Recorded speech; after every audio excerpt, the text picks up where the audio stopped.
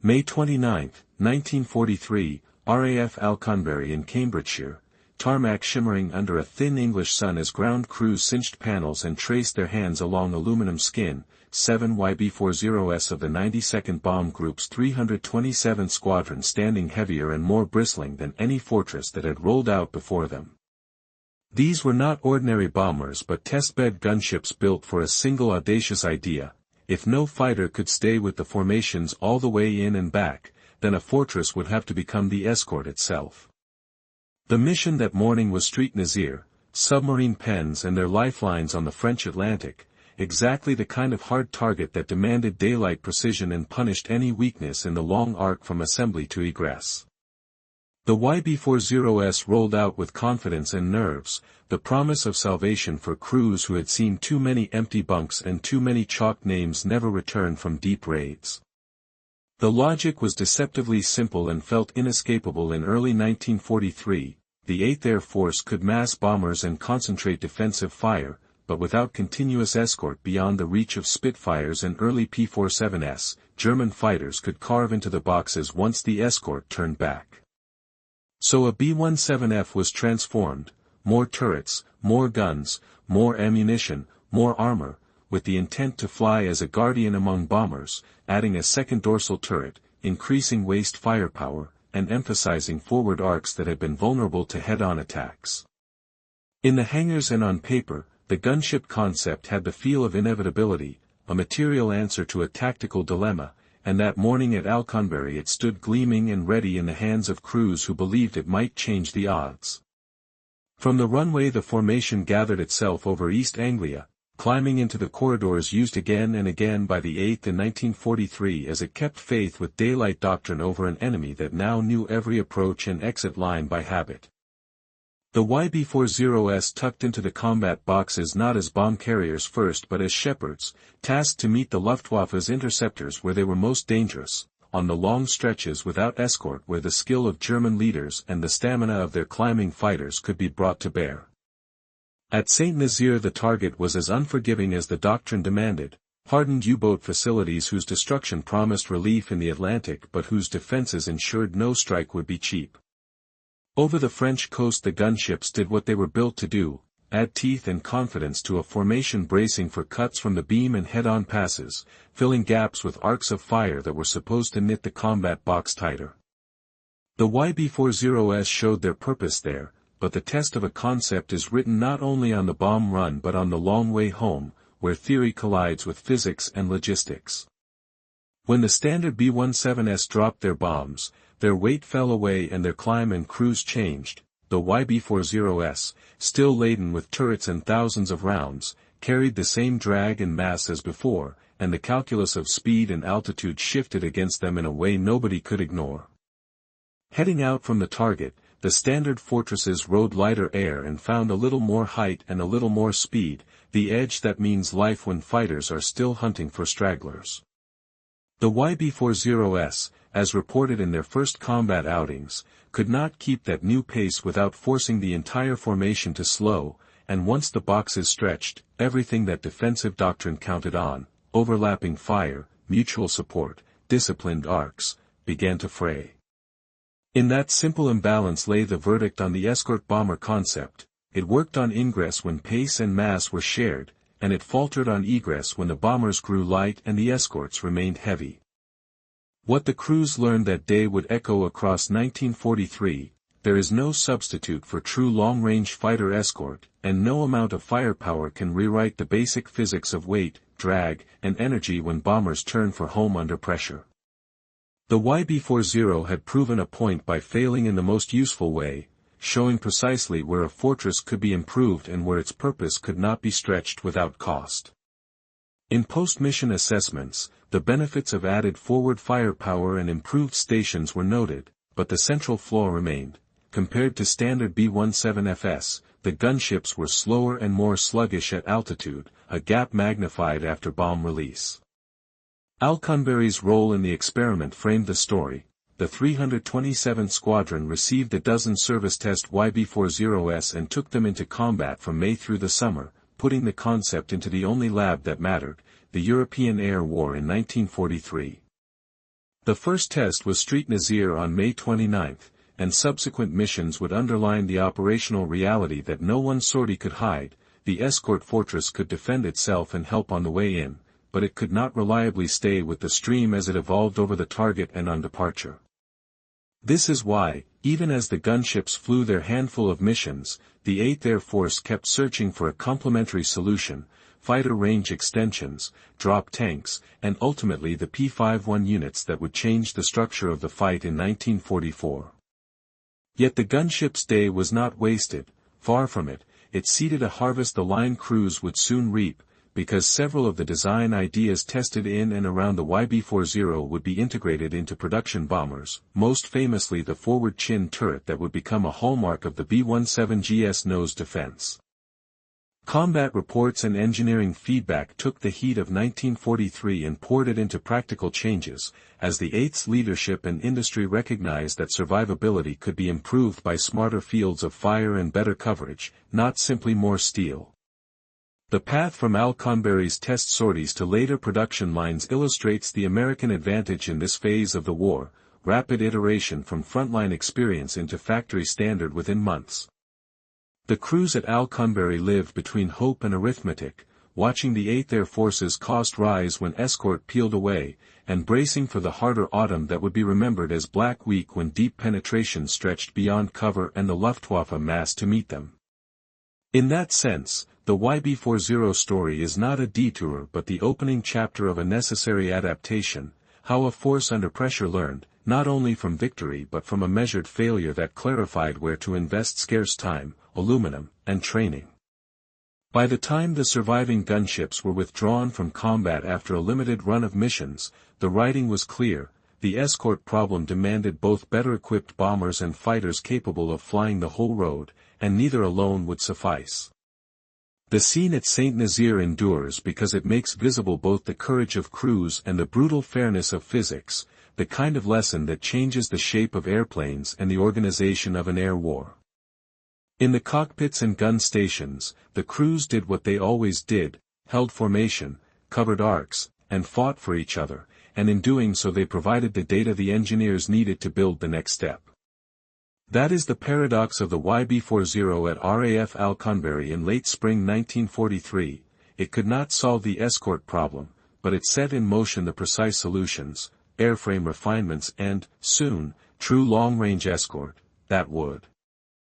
Before the gun spoke, the war had been argued in classrooms where instructors traced vectors across chalkboards and declared that disciplined formations of heavy bombers could carve out daylight corridors to precision targets without needing constant fighter company.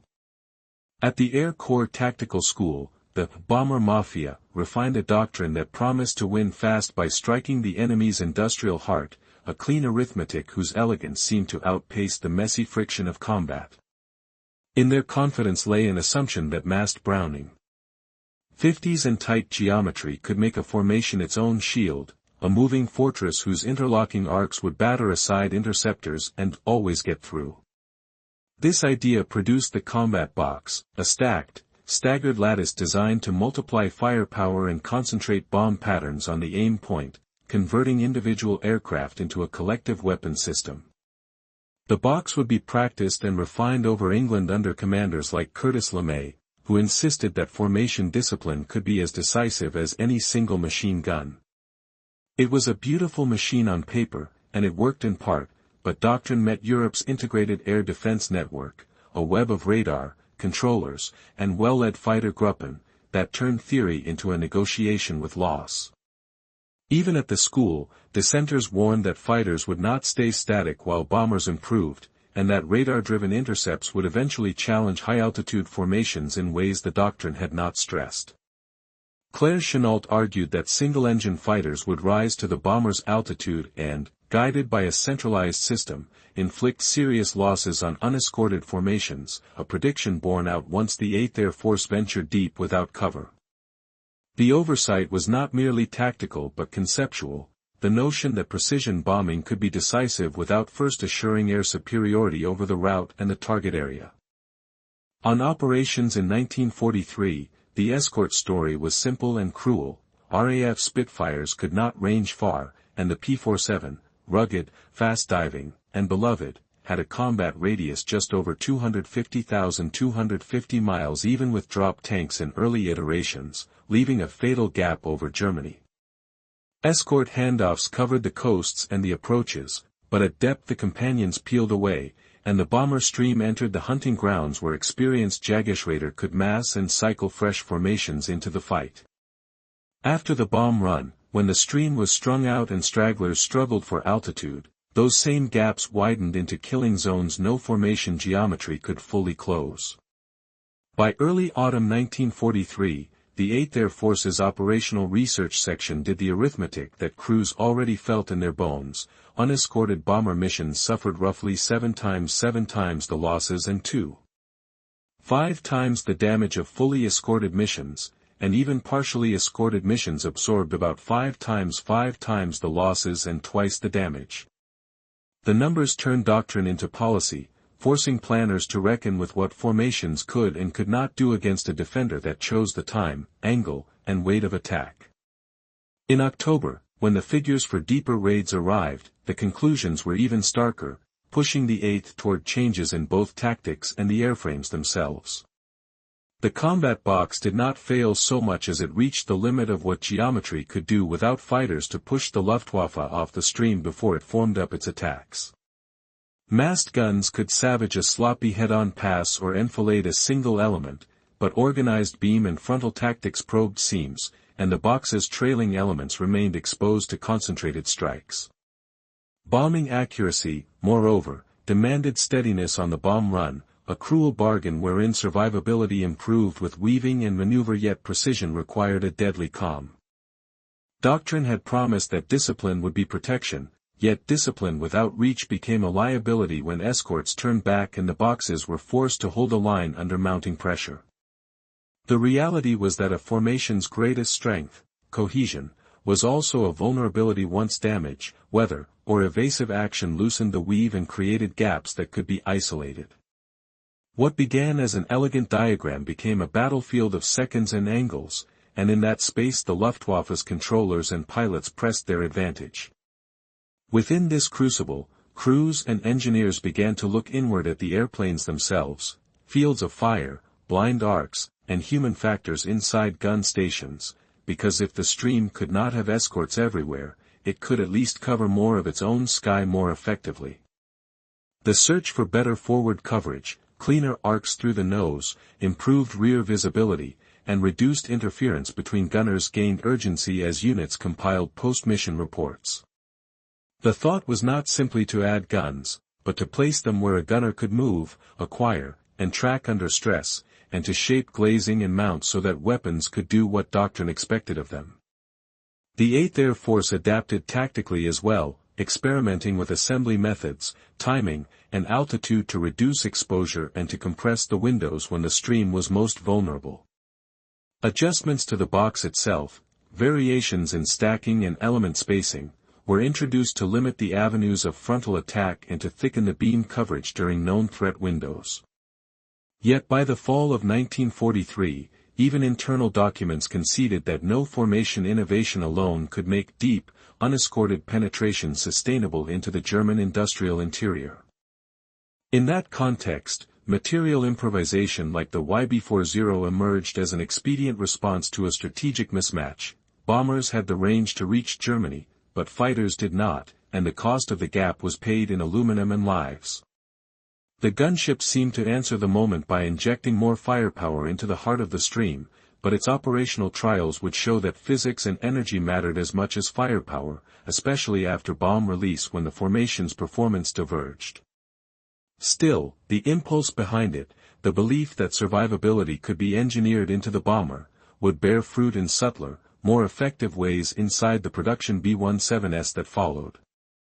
What finally broke the doctrinal spell was not a single disaster but a sequence of them, culminating in October's Black Week, when raids on Bremen and then Schweinfurt exposed the hard limit of unescorted daylight theory at extreme ranges.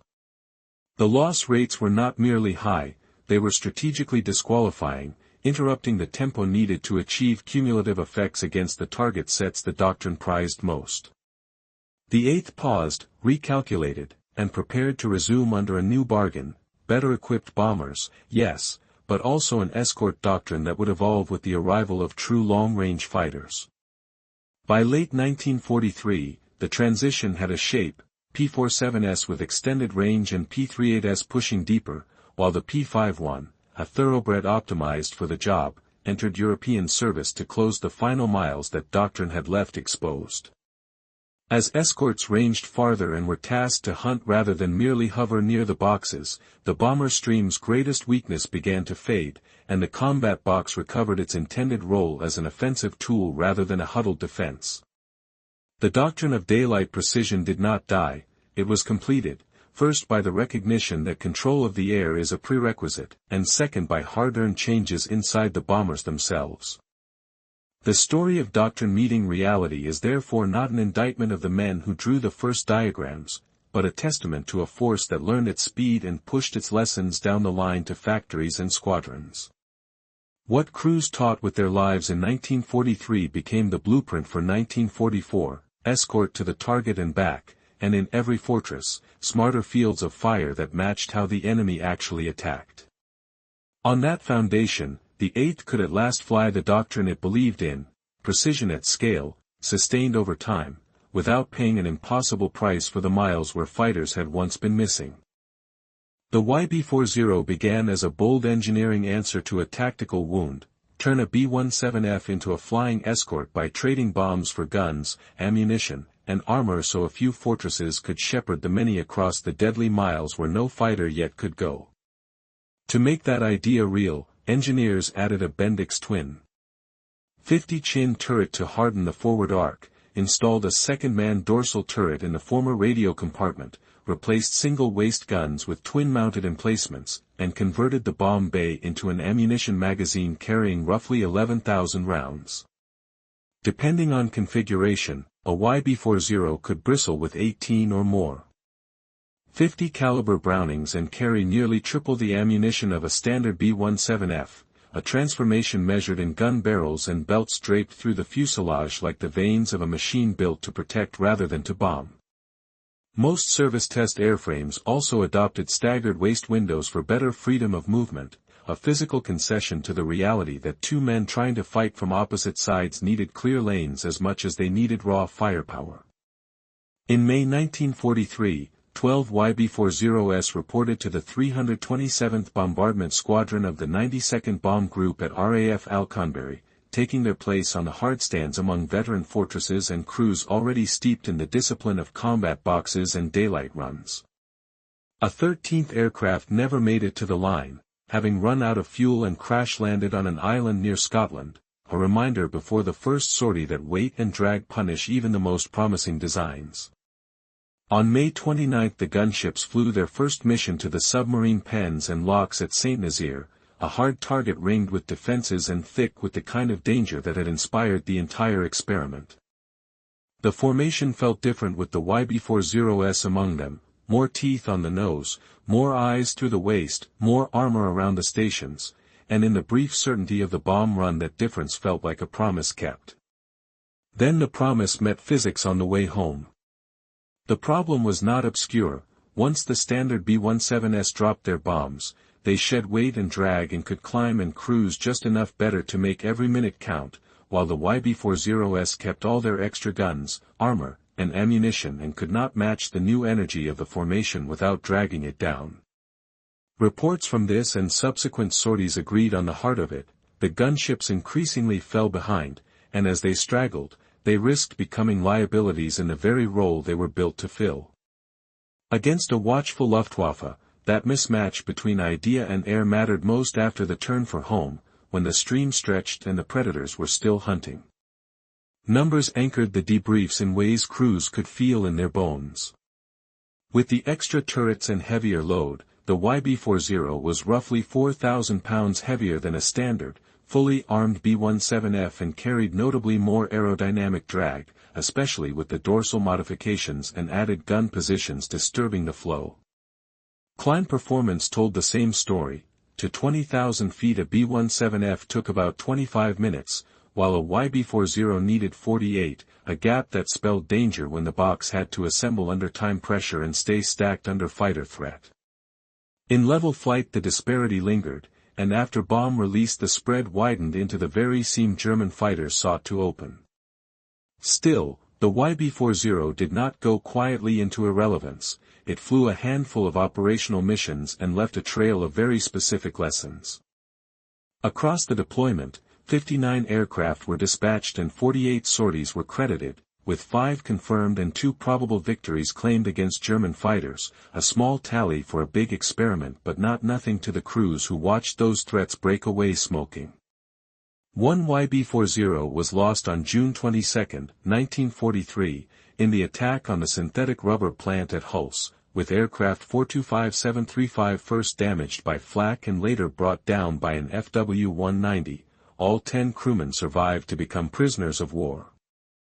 The mission ledger noted that earlier, after the St. Nazaire debut, the gunships were sent to the Abbott's Ripton 2nd Strategic Air Depot for changes to ammunition feeds at the waist and tail, a small admission that even within the larger failure there were fixes worth making.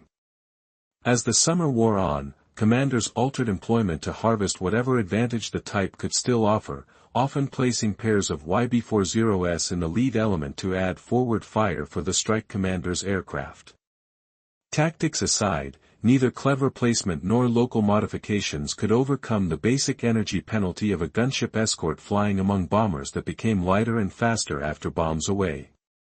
Luftwaffe leaders like Adolf Galland dismissed the YB-40's limited successes as insignificant, a harsh judgment that aligned with American internal conclusions once the operational data were in. By August 1943 the gunships were withdrawn from combat after roughly 10 missions, their role shifted to training as the 8th looked elsewhere for a sustainable escort solution. Yet to call the YB-40 a failure is to miss its most durable victory, which arrived not as a squadron of gunships but as a set of parts and placements quietly adopted into the production line. The Bendix chin turret, proven essential for frontal defense, moved from test to standard on late block B-17Fs and then across the B-17G, hardening the nose against the head-on passes that had cost so much in 1943. The staggered waist positions likewise graduated from ad hoc fixed to factory norm, giving gunners the space and sightlines to track fighters without tripping over each other's arcs or ammunition belts. At the tail, much larger windows and the Cheyenne configuration improved visibility and fields of fire, an ergonomic gain as important as any additional barrel. Ammunition capacity also had been rethought in practice rather than in theory, with the bomb bay conversion demonstrating that a fortress could carry roughly 11,000 rounds and still function as a platform, evidence that shaped how much ammunition later models provisioned for protracted engagements. Other accounts described the YB-40's ammunition total as approximately 11,200 rounds versus about 3,900 in a standard B-17F, figures that clinched the point that endurance at the guns could be engineered when the mission demanded it. The implication was straightforward and lasting: survivability was not solely a question of how many guns a fortress could mount, but how well those guns were placed, fed, and aimed by humans fighting cold, speed, and fear at altitude. By translating those insights into the B-17G, the gunship's most significant shots were the ones it never fired in anger but enabled on production airframes that would carry the air war forward.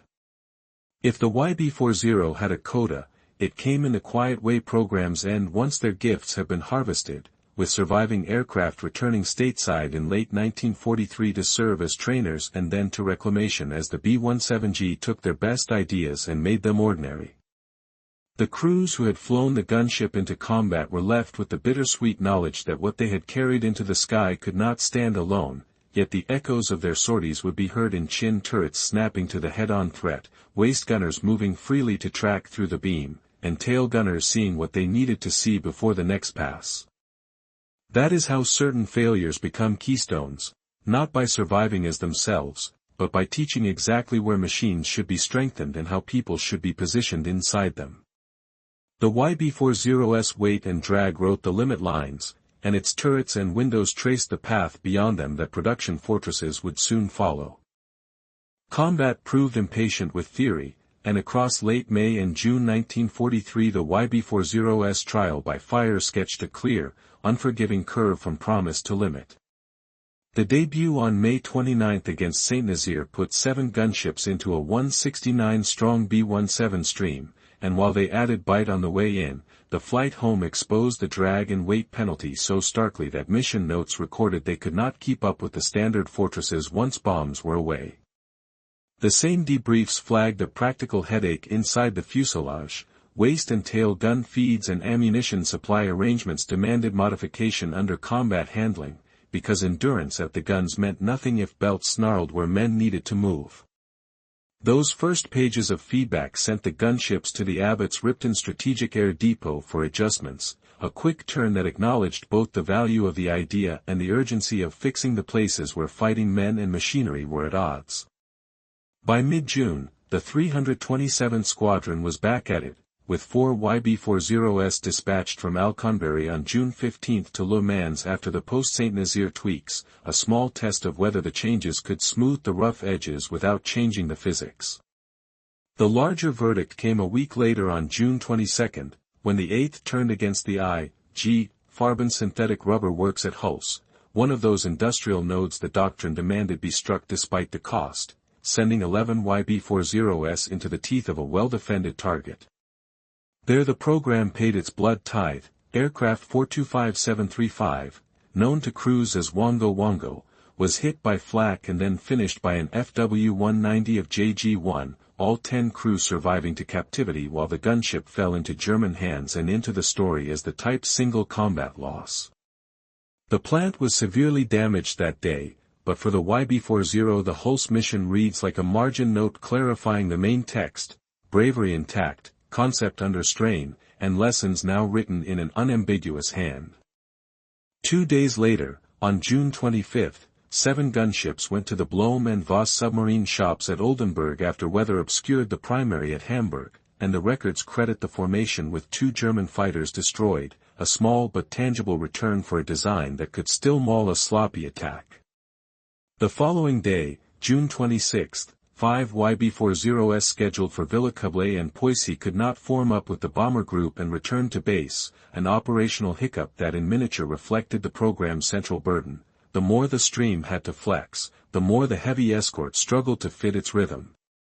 Even as crews wrung fight from the gunships, planners were revising tactics, shifting pairs of YB-40s to the lead element of strike so the mission commander's aircraft could carry a moving redoubt of forward arc fire into the bomb run itself.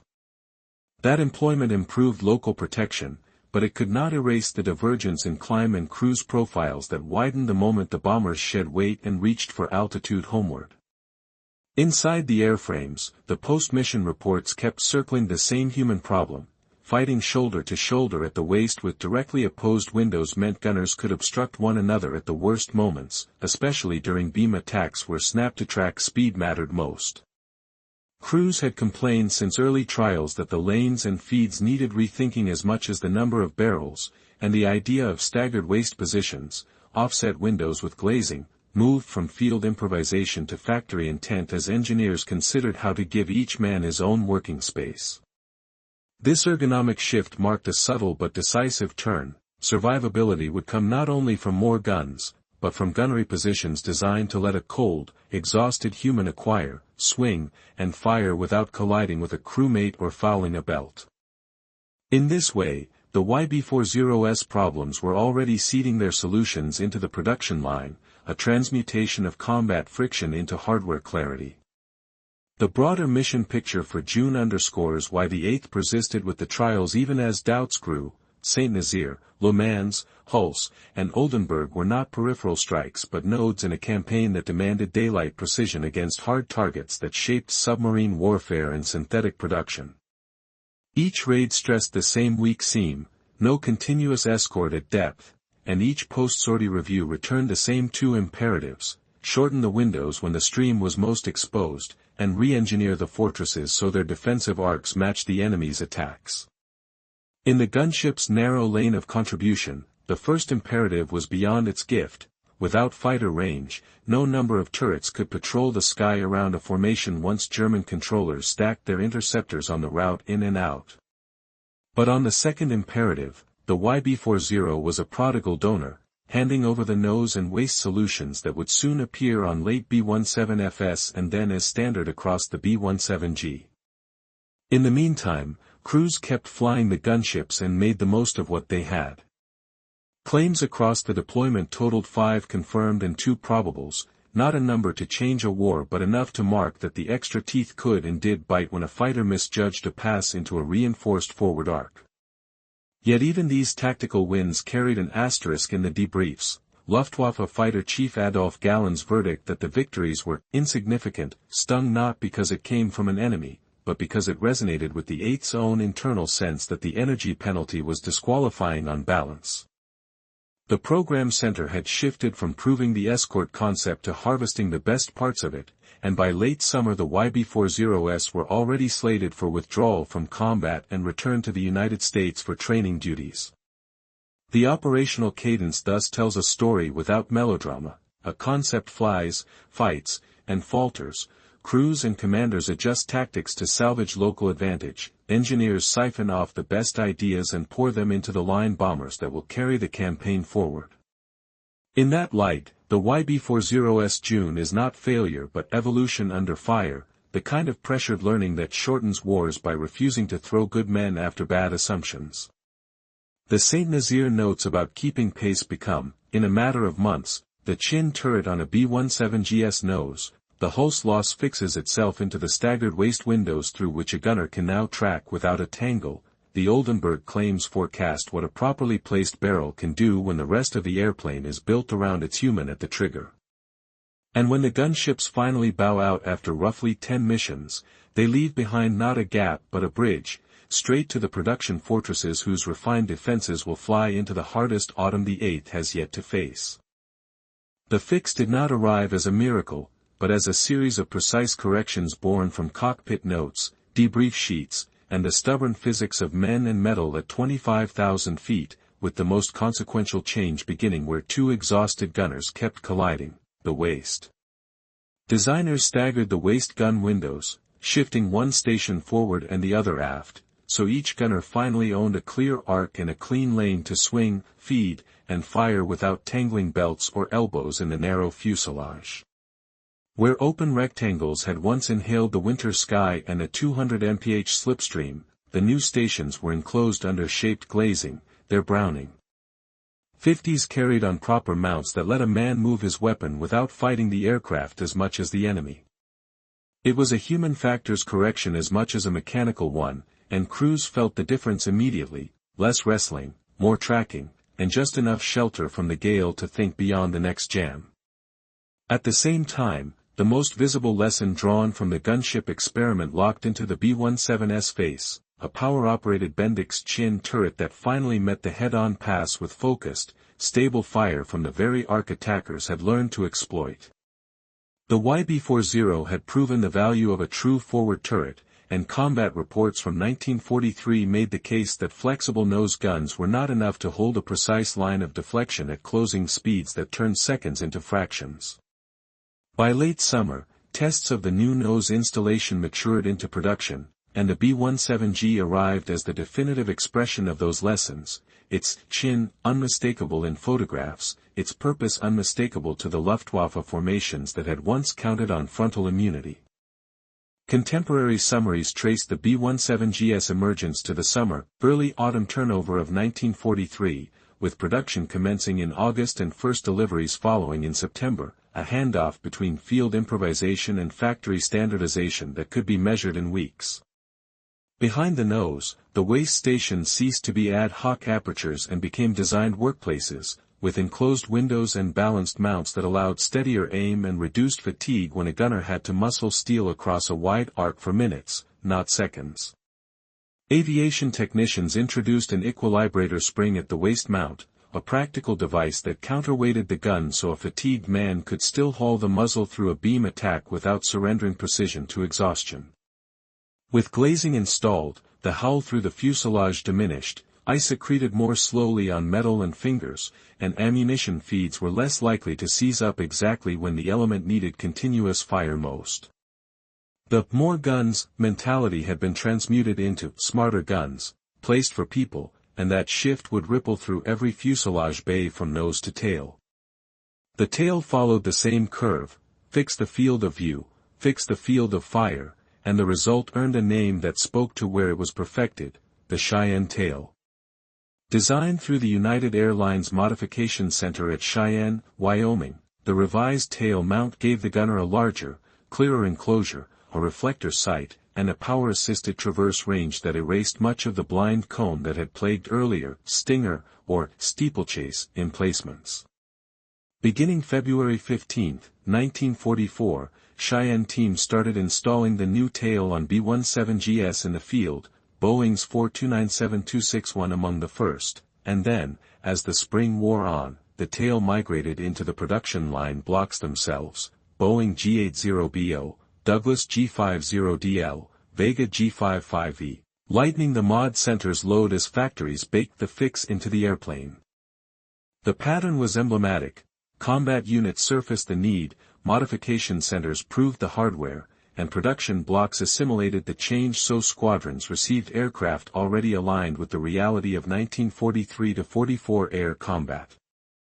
Across the G series, other incremental upgrades arrived in lockstep with these headline changes, each one answering a specific complaint that had shown up too often in debriefs.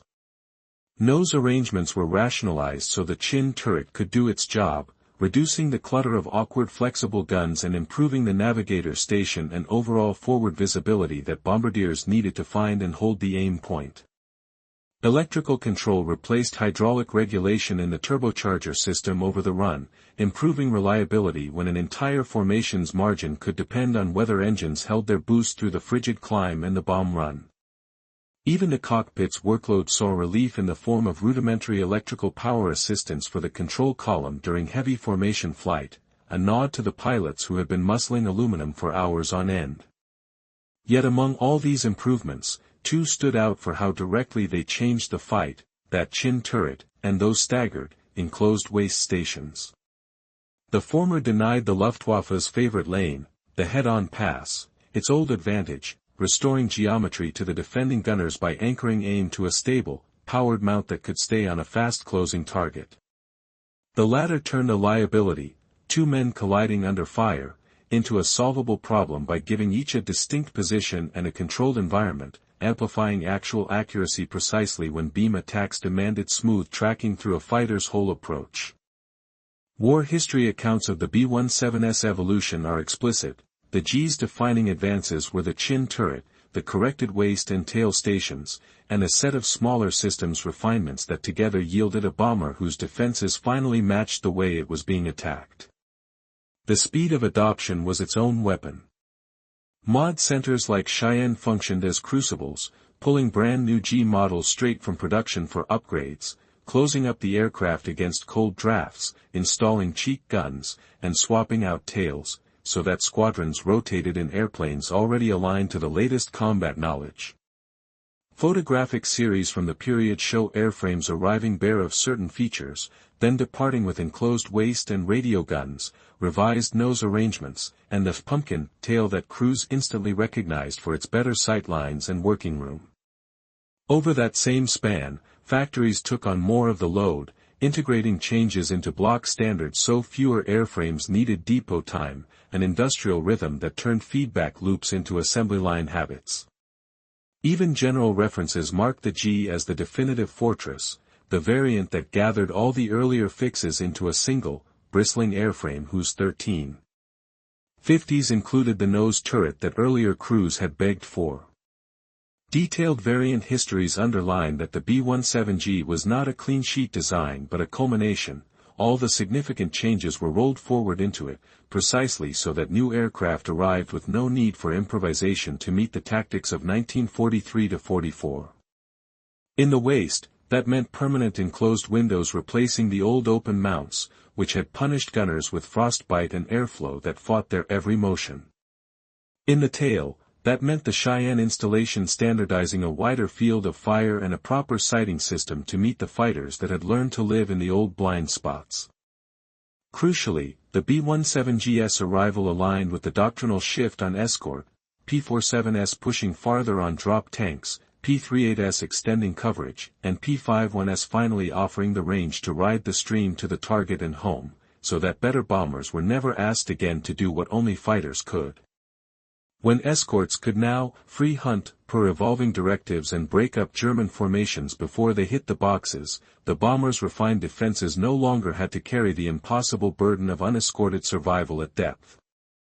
Instead, the G's changes delivered what they were meant to: fewer collisions inside the fuselage, cleaner arcs through nose and tail, steadier fire on approaches that had once been killers, and a crew station layout that recognized the limits of cold hands and human endurance. None of this should be mistaken for a painless cure. Losses would continue, because war is arithmetic and steel does not make men invulnerable.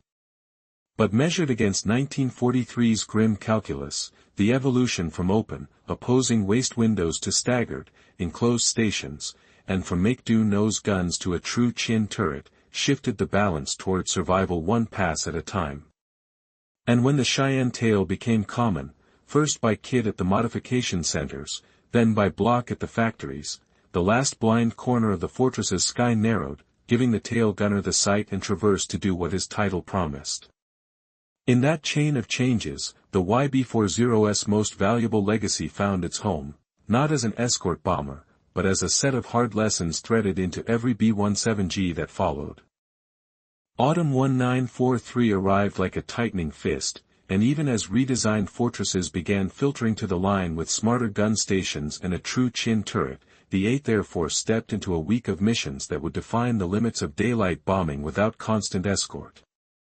The promise of hardware fixes, staggered waists that stopped gunners from colliding, enclosed stations that cut the slipstream, a powered nose turret to meet the head-on pass, met the hard fact that German fighters could mass at depth once the P-47S turned back, and the arithmetic of loss was about to speak louder than belief.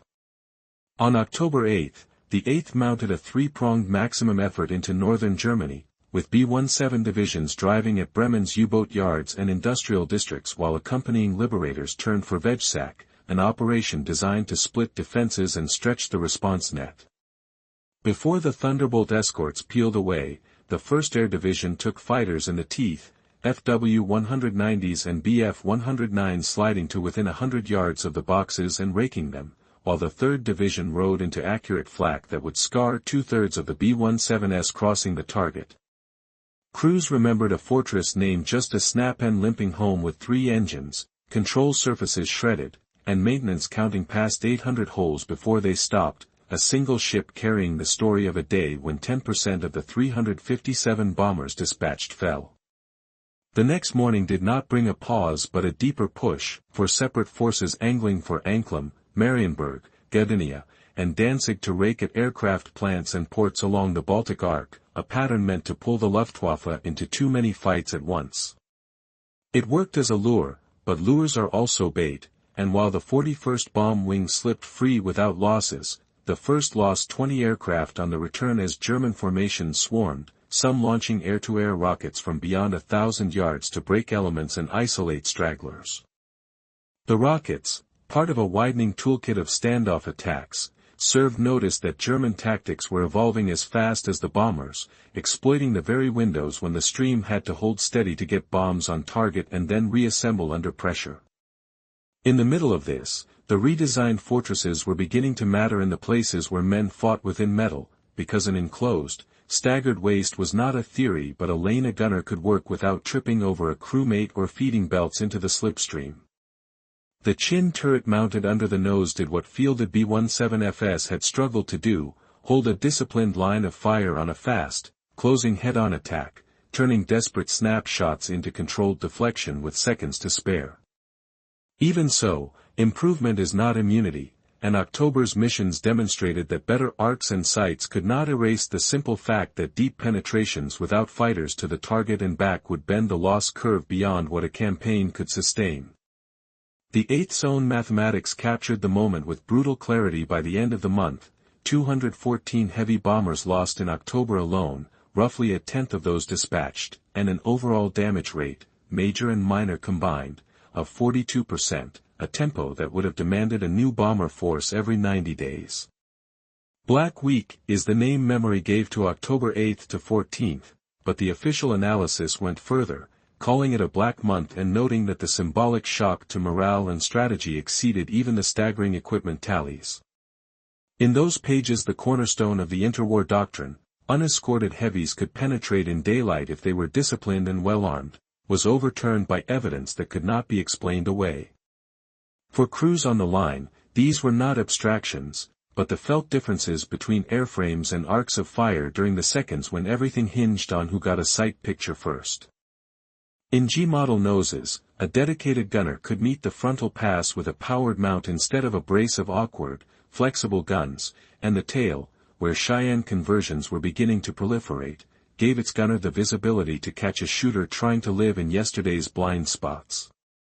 At the waist, a man who once fought the gale could now fight the enemy, tucked behind glazing that slowed the ice and on a balanced mount that helped him track a fighter all the way through a beam attack, trading panic for practice in the space of a single pass. None of that changed the shape of the sky beyond escort range, where the Luftwaffe still chose when and how to press home, cycling staffel after staffel against formations that had to steady for bomb runs and then climb out with wounded ships dragging the stream thin. Histories of the period note that German controllers used their network to stack fighters at known waypoints, amplifying the effect of every disruption, whether at assembly, a late element, a bomb run extended by smoke, so that moments became openings and openings became losses. Against that, formations could refine their geometry and squeeze their timing, but there was no substitute for a wing of fighters to knock the interceptors off rhythm before they ever got a solution. What the autumn demonstrated, in other words, was not that the fortress had failed, but that it had matured into the airplane it needed to be just as the doctrine around it was forced to change. The G's features were not frills, they were survival tools that lifted accuracy and lethality in the very attacks the enemy favored, converting a parcel of small advantages into fewer breaks in the box and more ships completing their runs. But the essential bargain of daylight precision, hit hard targets in formation under the sun and live to do it again tomorrow, required a second half that was still in transit, escorts with the legs to ride the stream past the target and out of the defender's web. By the close of Black Week, commanders were already shaping the answer, extending Thunderbolt range with tanks, leaning on lightning coverage, and accelerating the arrival of Mustangs the way a drowning man leans toward air. The directive logic shifted with the hardware. Escorts would no longer hover close on the boxes as a matter of faith, but would be unleashed to claw at German formations, to break the timed assaults before they formed, giving bombers a negative space of safety rather than a shield pressed against their skin. In that forthcoming doctrine, the B-17G's refinements would not be asked to carry the impossible burden alone, they would do what they were designed to do, make every pass survivable and every gunner more effective, while fighters changed the pacing of the day. October 14th, the day remembered as Black Thursday, was still to come, a singular scar inside an already dark week that would end unescorted deep penetrations for a season and set the terms for how the air war would be fought in 1944. The raid would lose 60 of 291 fortresses dispatched against Schweinfurt's ball-bearing plants, a cost that underscores why Black Week is remembered not just for losses, but for its power to force a strategic pivot at speed. Those losses did not cancel the value of the B-17's evolution, they made the case that evolution had to be matched with a new alliance in the air, bombers and fighters operating as a single instrument from wheels up to wheels down. So autumn 1943 stands as a hinge in the story, a moment when better machines entered the fight at the exact moment their limits were clarified, and when a week's worth of missions reordered priorities up and down the chain from squadron to strategy. The crews who flew into Bremen and beyond did not wait for theory to catch up, they held formation, fired steadier from stations redesigned for them, and wrote the data in oil and smoke that would become the logic of the months to come. In their wake, factories and fighter groups answered, and the next chapter of daylight precision would be written with the B-17G's new silhouette in the lead and long-range escorts ranging ahead, turning Black Week's verdict into a plan. October 14, 1943, Black Thursday, began with resolve and a familiar route line across the Channel, as Tu-91 B-17s lifted for Schweinfurt's ball-bearing plants, engines steady and crews disciplined, carrying the belief that mass and geometry could carve a corridor through the teeth of Germany's defenses one more time in daylight.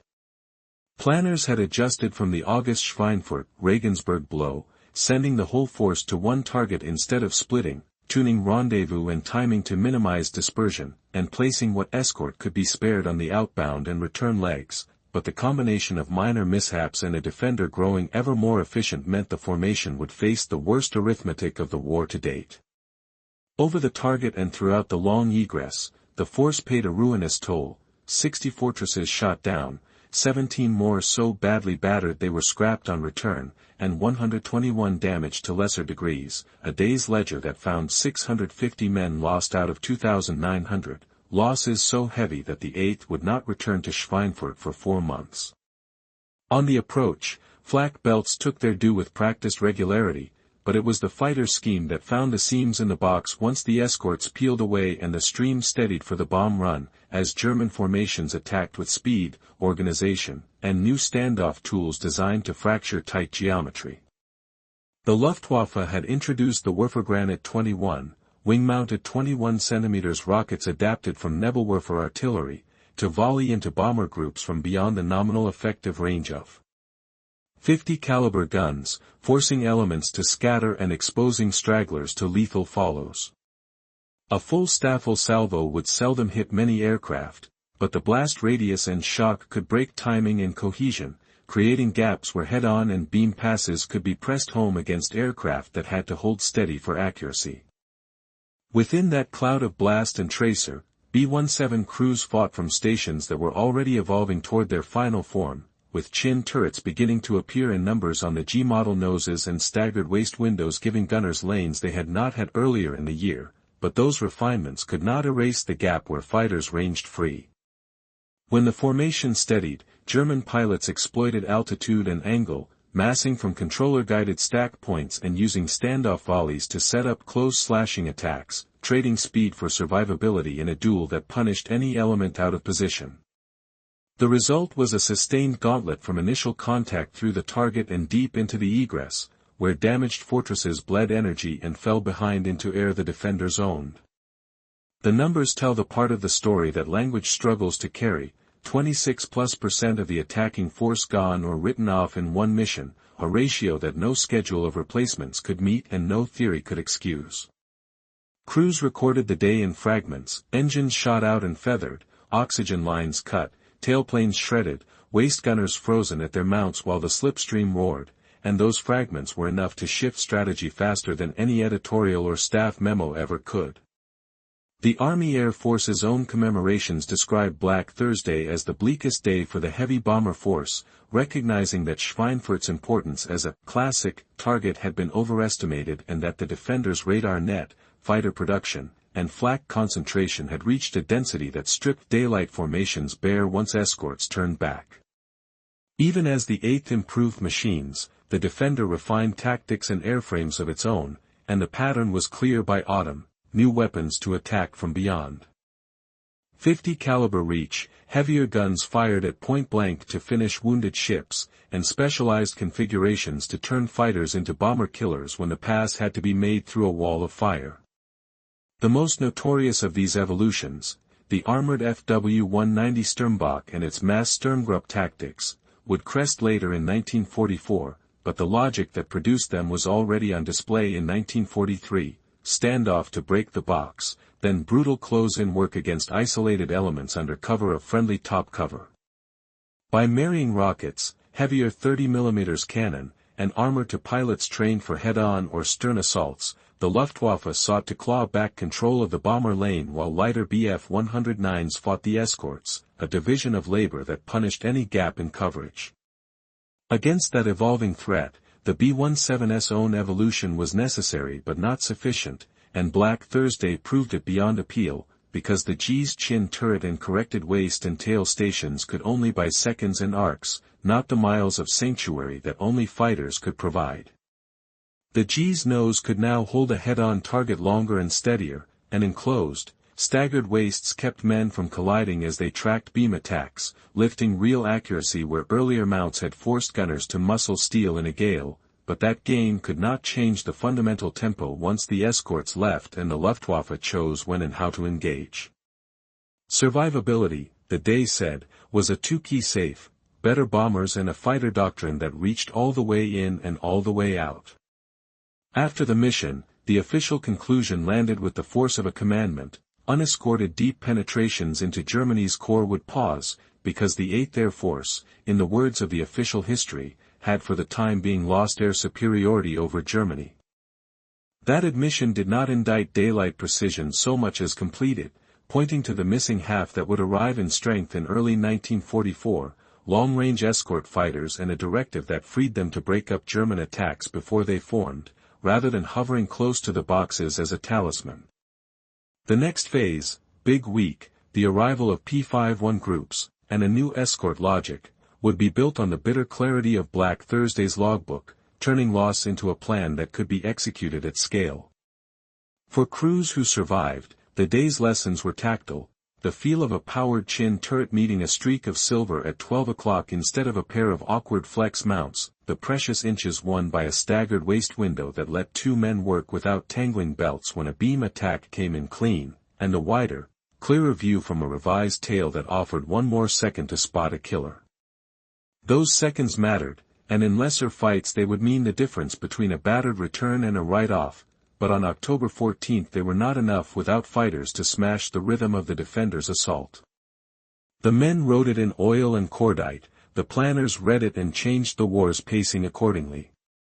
Black Thursday thus endures not only as a day of mourning, but as a pivot where the 8th Air Force accepted, finally and completely, that daylight precision demanded a union of design and doctrine, the right guns in the right places on the bomber, and the right fighters in the right places in the sky. In the months ahead, that union would take shape, and the B-17G, born of earlier failures and refined in the crucible of 1943, would meet the enemy again with allies at its side and a plan matched to the enemy it actually faced. From that alignment, the calculus of survival and effect would begin, at last, to bend toward victory. The pause after October 1943 was not surrender but recalibration, a recognition that unescorted deep penetrations were burning down the force faster than industry could rebuild it, and that daylight precision would live only if doctrine changed as decisively as the airplanes had. On New Year's threshold the 8th Air Force changed hands, with Major General James H. Doolittle taking command in January 1944 and bringing a fighter pilot's clarity to a bomber command that needed its protectors to do more than hover close and hope. The famous wall sign anecdote captures the pivot, where 8 Fighter Command once taught that fighters' first duty was to bring the bombers back alive. Doolittle ordered the sign torn down and replaced, first duty, destroy German fighters, and in that swap of imperatives the air war's center of gravity moved. Close escort as ritual gave way to a hunting doctrine, spread the cover wide, push squadrons ahead in a beam, maul interceptors as they form up, and kill the Luftwaffe in the air and on the ground so that bombers inherit a sky already shaken loose. This was not bravado but system design, welded to Lieutenant General Karl Tui Spatz's broader plan to break the German fighter force by baiting it into the air with strikes against aircraft production and oil, then attriting it under the guns of long-range escorts that no longer flew on a leash. Within weeks fighter formations were stretching 25 miles wide with a squadron out front, then entire groups sweeping 50 miles ahead to catch enemy units climbing to altitude or still wheeling in the circuit, a geometry that turned the approach into a gauntlet for the defender rather than the attacked. It helped that the kit had caught up with the idea. P-47s now wore larger tanks and updated plumbing, P-38s ranged farther in disciplined pairs, and, crucially, Merlin engine P-51B/C Mustangs were arriving in quantity to stitch the last miles to Berlin into the fighter envelope. Official development histories note the inflection point plainly.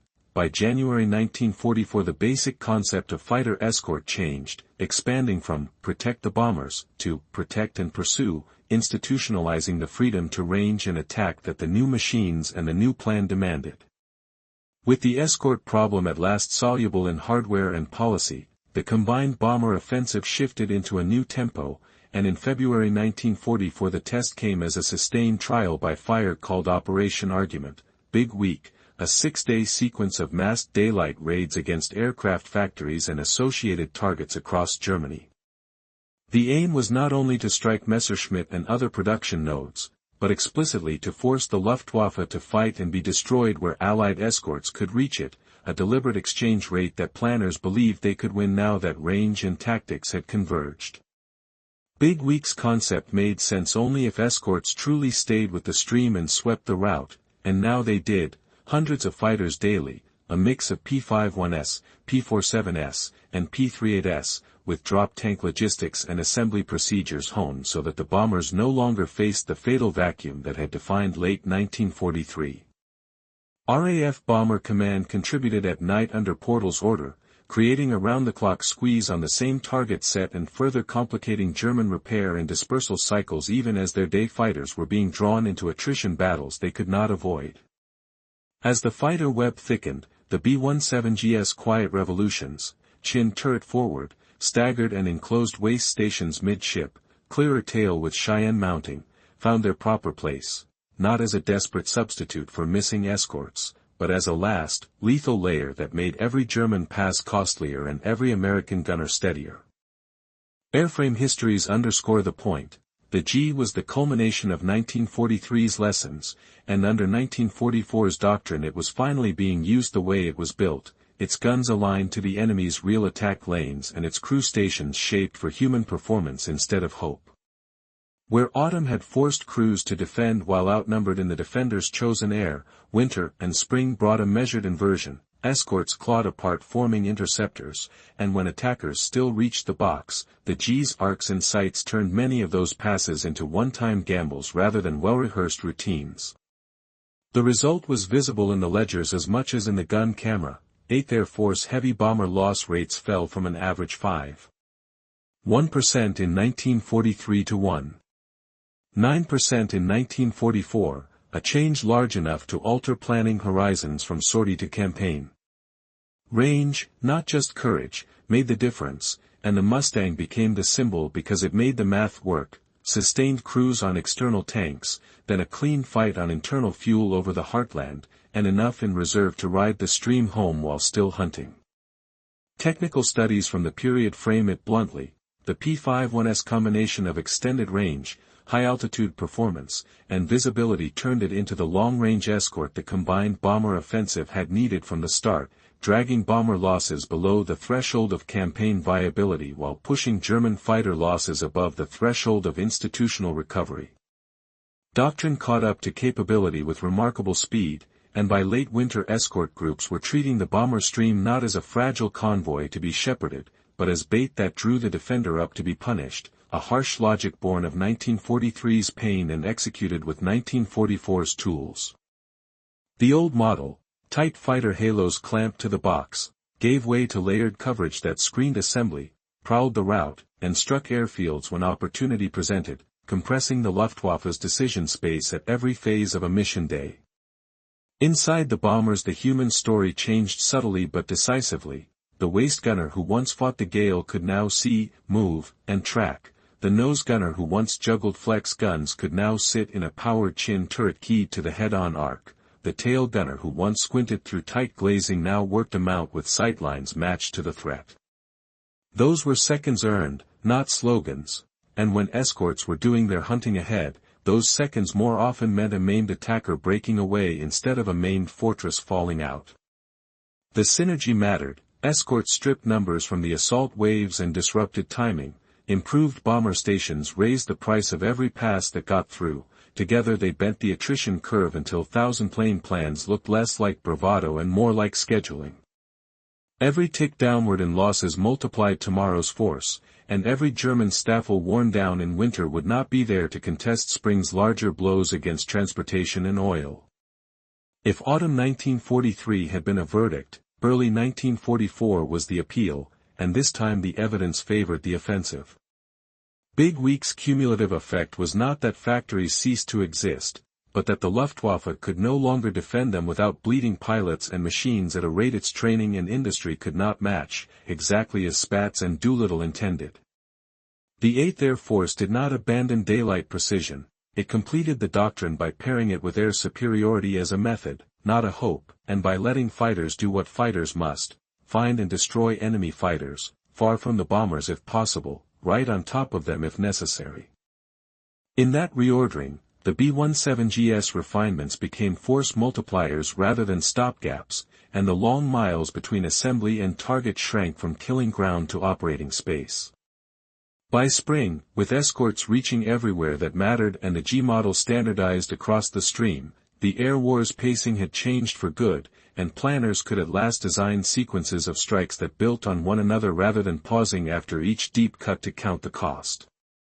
That confidence was not hubris, it was arithmetic enforced by new doctrine and new reach, and it would carry into the next milestones, Berlin in daylight under full escort, and then the broad offensive against the rails and oil, that would make invasion weather, not Luftwaffe recovery, the main contingency.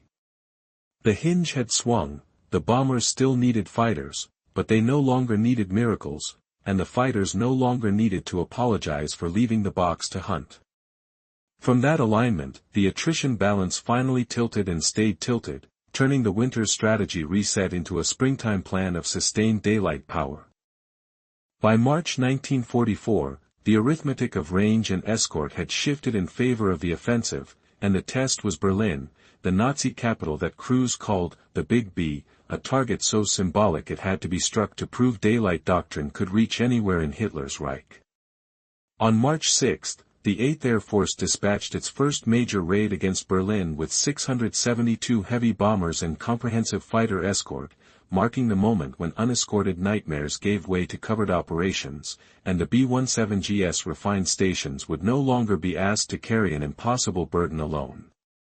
The mission lost 69 bombers, serious losses but manageable ones, the kind of force could absorb while planning the next strike rather than pausing to count survivors.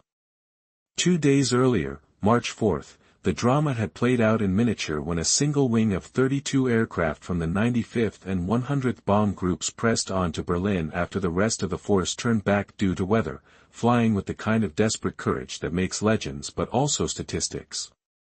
Only the miraculous appearance of 2 P-51 groups over the target saved them from annihilation, just like the cavalry coming over the hill, as one crew member put it, but the deeper message was clear: where escorts could reach, bombers could survive and fight; where they could not, losses mounted beyond all strategy. The 95th lost 4 aircraft that day, but the surviving 28 struck their target and returned home to a reception by 8th Air Force brass, receiving a Presidential Distinguished Unit Citation for heroically electing the more hazardous of 2 equally acceptable and honorable courses of action. That citation reflected both admiration for courage and recognition that systematic operations, not singular gestures, would win the air war. Big Week in February had already demonstrated what systematic operations looked like when range and doctrine converged.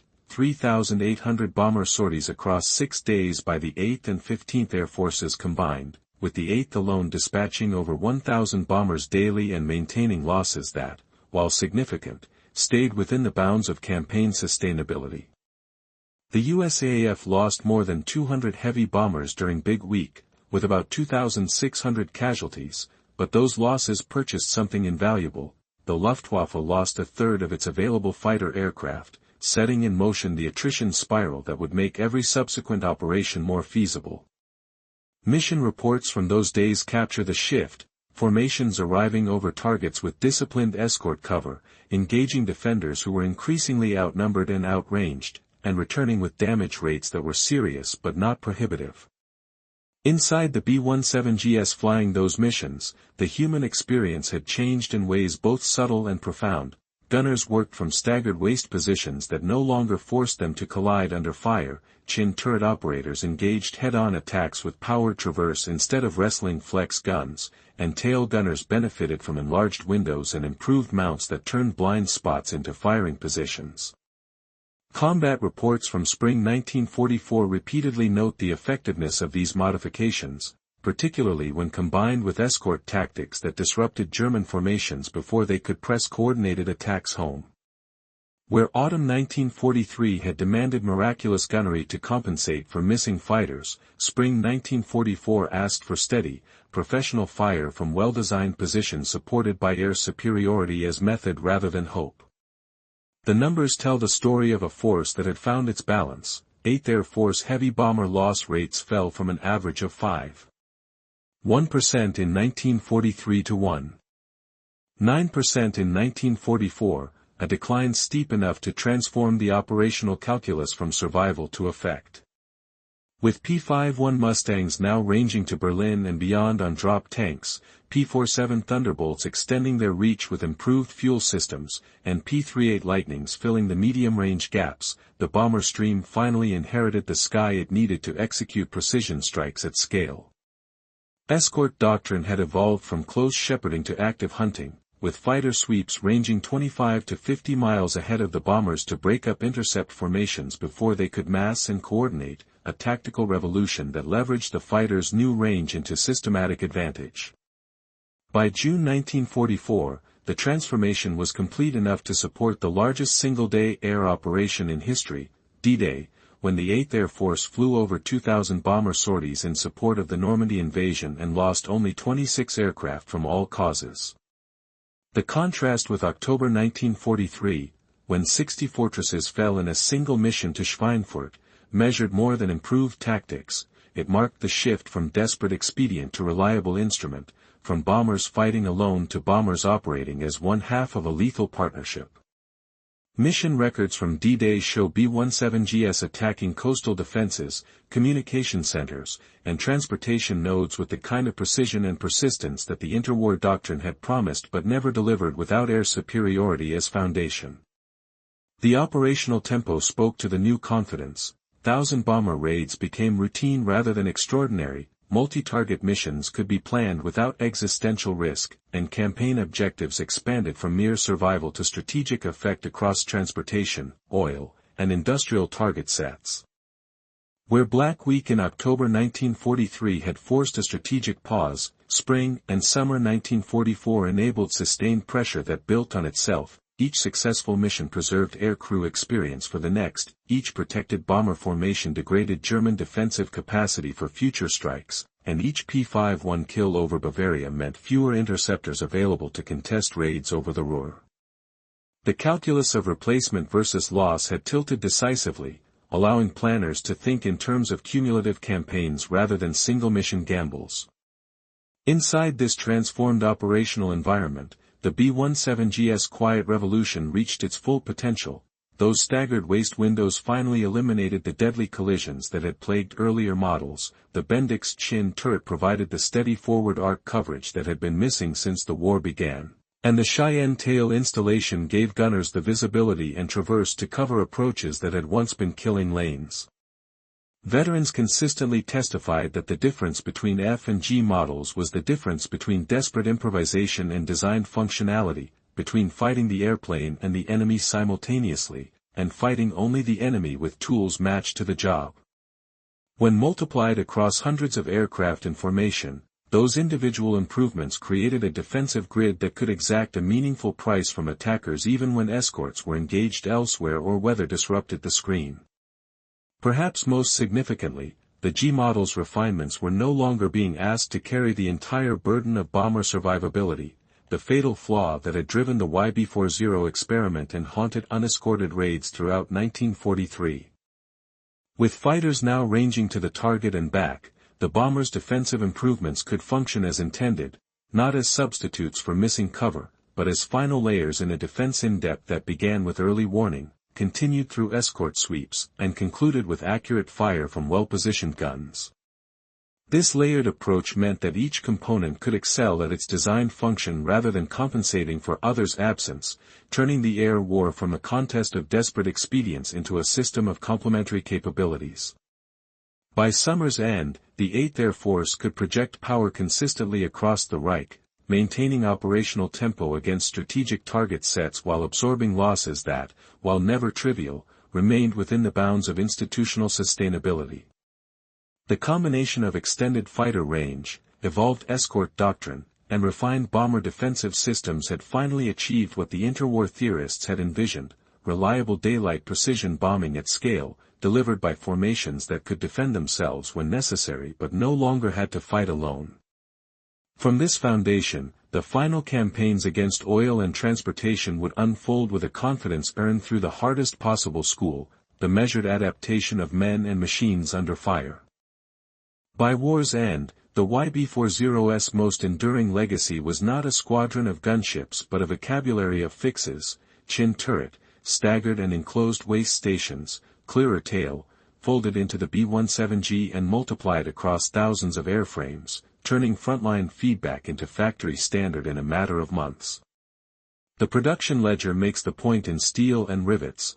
Of 12,731 fortresses built, 8,680 were G models, the definitive variant that codified 1943's hard lessons into a single silhouette recognized from nose to tail by those who had asked for these changes the loudest. Mod centers like Cheyenne proved the bridge between field need and assembly line, converting fresh-built GS with refined tails and closed-up stations, then handing the pattern to Boeing, Douglas, and Vega block by block, so squadrons received aircraft already aligned with the fight they actually faced. In that loop, combat report to modification kit to production block, the American advantage became visible, a system that could learn under fire and then retool at scale before the enemy could catch its breath. The strategic consequence of these changes was measured not in single sorties but in the ability to sustain a campaign, and by early 1944 the arithmetic had shifted from desperate expense to cumulative effect. Operation Argument, Big Week, put the new design and the new escort logic into concert, drawing the Luftwaffe into a 6-day attrition battle over its own factories while long-range fighters ranged ahead and Abeam and B-17Gs held steadier, deadlier arcs when attacks still punched through. The result was not immunity but viability, a loss curve bent below the threshold of strategic collapse and an enemy fighter force ground down in numbers and experience, exactly as planners intended once range, doctrine, and machine finally aligned. In this reframed war, the G's refinements were no longer desperate substitutes for missing fighters, they were the bomber's rightful share of a layered defense, converting seconds and sight lines into a margin that mattered every time a pass got close. Across the bomber stream the human experience was different because the hardware had changed for people, not just for paper, and the testimony lived in hands that could now move a gun through a beam attack without colliding at the waist or wrestling a slipstream. Enclosed, staggered waist windows reduced fatigue and snarls, while balanced mounts and better feeds translated cold-numbed effort into steadier fire, exactly where Luftwaffe pilots had learned to live in 1943. Up front the Bendix chin turret transformed nose defense from improvisation into a powered task matched to the head-on pass, anchoring deflection where seconds were the whole story. At the tail the Cheyenne installation opened space and sight, restoring to the gunner what had once been a blind cone and thereby closing one of the last reliable lanes for close-in finishers. The echo of these human factors lessons carried forward into other bombers, too, as the U.S. design culture internalized that survivability depended as much on the gunner's workspace as on the number of barrels welded to the airframe. Late B-24 Liberators appeared with enclosed waist positions, a clear nod to the same ergonomics that had saved fingers and lives in fortresses, evidence that the broader force was converging on what gunners needed to move, see, and shoot under stress. And the next generation, the B-29 Superfortress, went further, adopting a remotely controlled central fire control system that pulled gunners into pressurized compartments and let computers and servos carry the turrets, a leap that eliminated exposure entirely while multiplying control and coverage.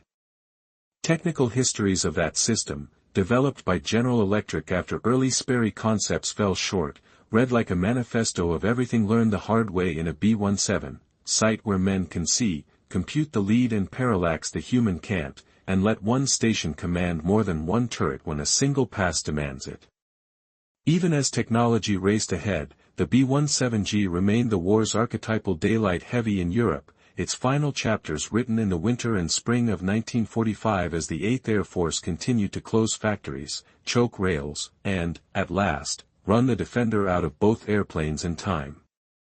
March 18, 1945, brought the largest Allied raid on Berlin, a day when jets flashed through the stream and still could not stop the bombers from dropping, a microcosm of a defender that had reached technical brilliance too late to matter. By April, American and British formations were running out of meaningful targets, a grim milestone that said as much about the bomber offensive's cumulative weight as it did about the ground armies linking hands on the Elbe. The fortress did not end the war alone, but it ended it as promised, daylight, in formation, on target, once the rest of the system caught up to what crews had always known they needed. Post-war surveyors put the story into official prose, noting plainly that Schweinfurt proved the limit of unescorted deep penetrations and that those raids were suspended until range and doctrine changed, a sentence that reads like a tombstone for interwar assumptions and a birth certificate for what followed. The United States Strategic Bombing Survey's reports on the aircraft industry traced how concentrated target sets and relentless pressure drew the Luftwaffe into air battles it could not afford and degraded fighter output even as dispersal tried to keep lines alive, a calculus of pain the bomber force could finally sustain once escorts arrived. Those same documents describe an offensive that learned as it burned, adapting target systems, timings, and tactics in response to an enemy who moved his factories, changed his weapons, and still could not hold the sky by 1944. The institutional memory that mattered most, though, lived not just in reports but in design habits, build for the human first, because the man at the mount is the last arithmetic between an attack and a loss.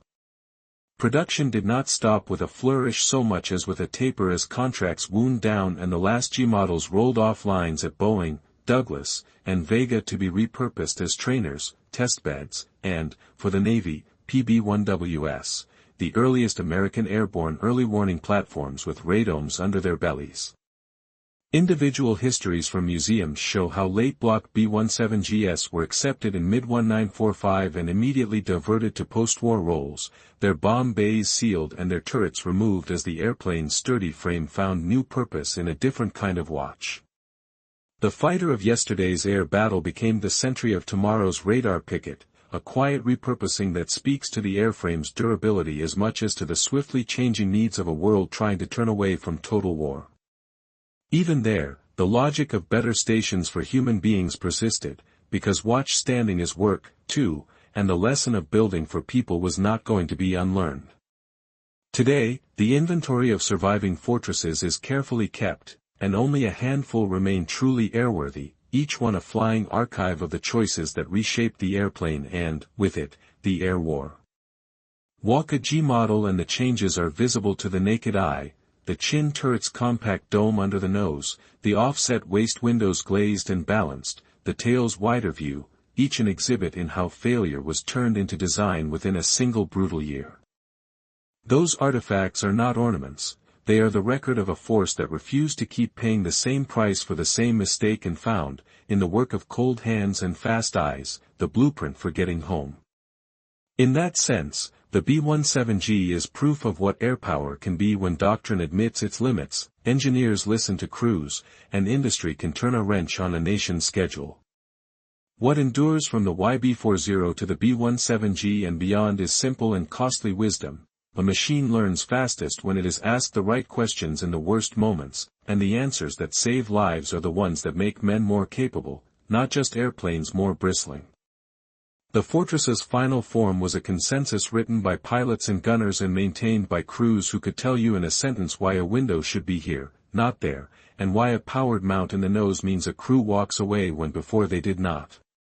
That is how an air war is won, not by any one brilliant thing, but by 1,000 precise corrections embodied in metal before the next mission launches. The B-17's story closes where it always lived, in the space between a man's hands and the machine that trusts him.